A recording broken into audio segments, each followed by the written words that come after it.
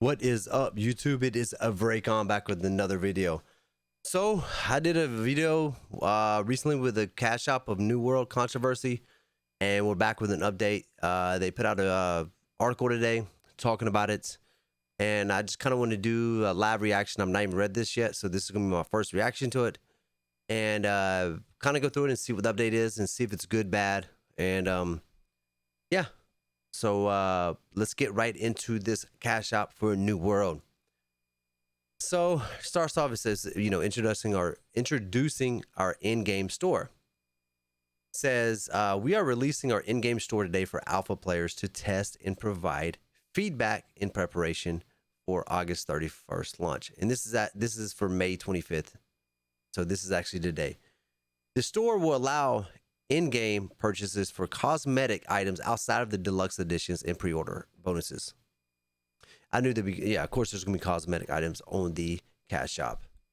We have received a lot of feedback already and believe it's important to make the store visible now for players to experience and test directly. I thought some of the alpha players could already see the store, but maybe they updated it or something.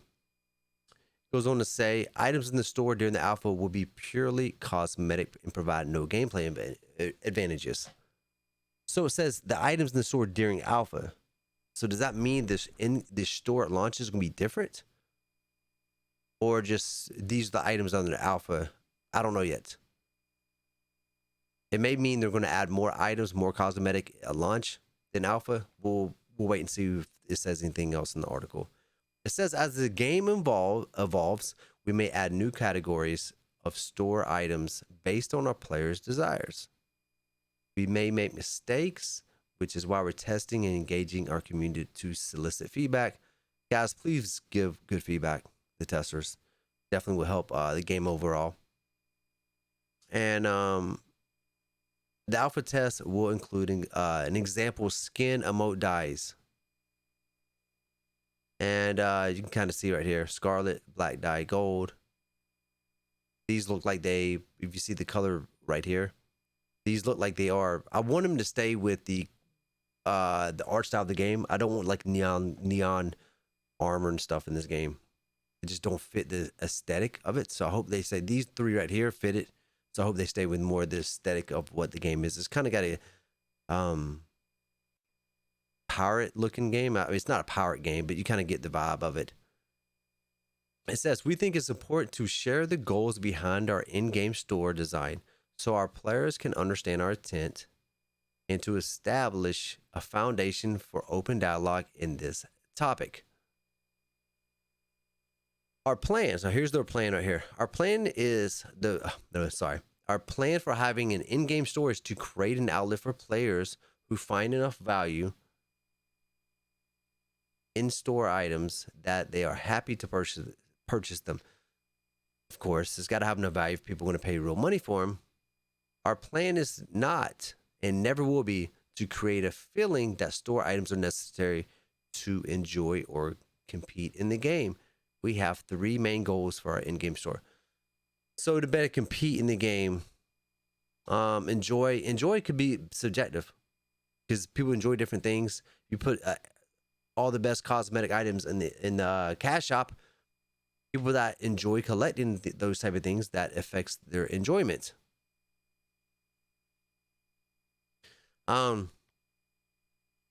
Empower. Okay, here's the main goals. Empower expressive personalization. That sounds like cosmetics. Yeah, the cosmetic items sold in New World are built to provide additional opportunities for players to shape their characters.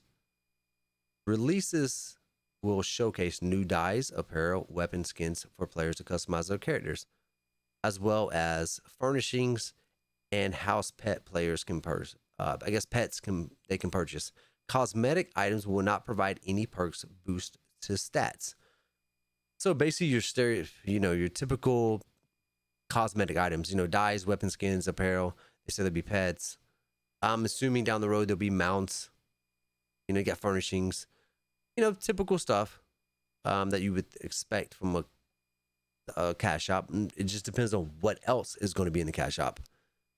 While the in-game store will provide additional opportunities for customization and feature unique cosmetic items, there is a wealth of visually diverse in-game loot for players to discover and earn across Eternum. At the same time, at the same level of aesthetic quality with items found in the store. So they're basically saying the quality is not going to be better on the cash shop. So they're going to kind of, I guess, keep the same level of detail, which of course they should. Why wouldn't they? And there'll be plenty. They're saying there's a lot of, like, I guess, cosmetic stuff you can, items you'll better get by playing the game, which is good. They need to put those things in the game as well. This game is not a sub fee, so they have to have a cash shop. There's no way for them to support the game if there's not a cash shop. So we just got to see what's on the cash shop. I love the old school sub fee, no cash shop, but cash shops are here to stay. They're never going away. So we just got to hope for the best on the cash shop. They go on to say, our goal is not to make the cosmetics offered in store better. Better depends on if you like the item or not. I like the best items on the cash shop versus in game. They're better to me. So that's a very subjective. Better is a very subjective term. So they say they're not going to be better, but different than existing gear. Okay, so they're not going to like duplicate in-game items and cash shop. That's good. That's good. So you won't, that drops you get in the game cosmetically will not be on the cash shop. So that's a bonus. So they'll be probably more unique. Hopefully. We understand players work hard to get their gear and have no intentions of diminishing the value of their pieces. I was just saying that. Exactly what I just said. Often the store items are additive for role players and players who like to change their appearance frequently. This sounds, so far sounds good. They just talking about the cosmetic stuff. They said there's 3 main goals. Below are some examples of gear found in-game versus purchasable in our store. So these are in-game right here. This is in-store right here. And this is in-game. I think this is the coolest item right here. This last one, it looks very cool. So yeah, this is not better than any of the other ones. It's subjective what you like, you know. You may think this is the ugliest. I think this is awesome looking. But yeah, these aren't bad. I wouldn't say they're amazing, but they're not bad. Let's keep going. It says at launch, we'll offer themed cosmetic items across a variety of categories. Themed, so they may do, I don't know. I'm thinking of holidays, you know, Halloween and stuff like that. May have some themes like that. Visually on par with our in-game gear, such as themed apparel and weapon skins. Themed skins can be applied to existing apparel or weapons to change the visual style. I mean, theme could be even like barbarian like, druid like, or something like that. More stuff would be a housing decor and house pets. So you got furnishing and pets for your home, emotes, dye packs. I hope the dyes stay true to the aesthetic of the game. Let's keep it more the realistic aesthetic. Let's not turn into Power Rangers. Company crest. New designs will be available in the store to personalize your company's insignia. So a company in this game, if you're new to this game, is your company is your guild, actually. We won't consider selling anything other than cosmetic items until 2022. Whoa, this is the big one. I mentioned this in my my other video on this, and I'll link the other video I did about a week ago on the the cash shop. I'll put a link down below in the description as well. So the XP boost, I had a big problem with them doing it at launch. I didn't have a major problem with them doing it like 2 or 3 years after launch, but at launch I had a big problem with it. So if they do any kind of boost, at least it's going to be delayed a little bit, but literally it may be delayed 5 months. It could be in January, February 2022. I'm hoping they wait a year at least to the next summer.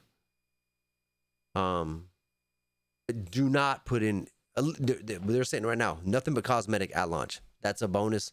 I wish this probably said 2023 instead of 2022. But we'll wait and see.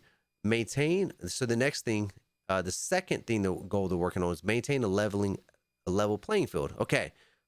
Got to. The in-game store content will not give players an advantage in PvE or PvP.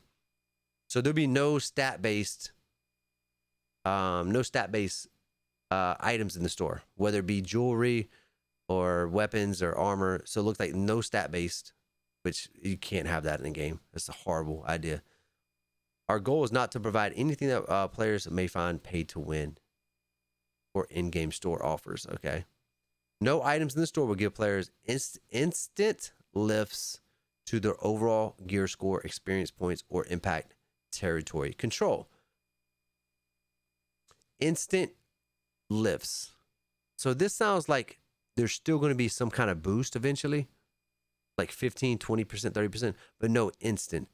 So if you're talking about experience points, it may be talking about no instant. Let's say if you just bought the game, you can't just boost your character to the max level. You can't buy a boost from 0 to 50, or 0 to whatever max level is. That's what it sounds like. There's not going to be instant boost. You're still going to have to level up, but you just may do it faster. That's my guess from it. If you think I'm different, comment below. Tell me what else it could be. That's kind of what I'm getting on that. It says, no item in the store is a gate to experiencing game mechanics. Okay.